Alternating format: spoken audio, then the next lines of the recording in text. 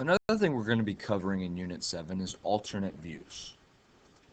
So alternate in the sense that we usually use front, top, side, and isometric. We're going to use different types of views than that. So I'm going to go back to place views.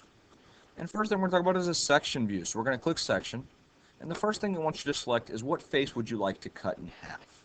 Well, we would like to cut this face in half. So now that I have this tool out, now that I've selected that, I'm going to pick a place to cut it in half at.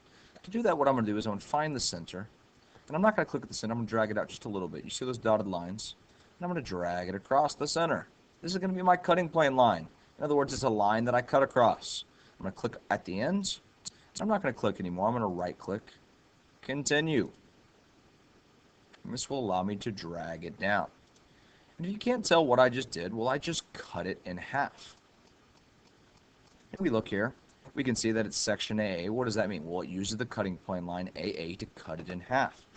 So if you want to see what that looks like in the real world, what we're going to do is we're going to put a work plane at the exact same place right here at the middle of the top.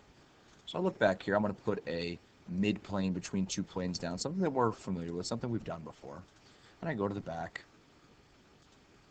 And now I have a work plane at the exact same point.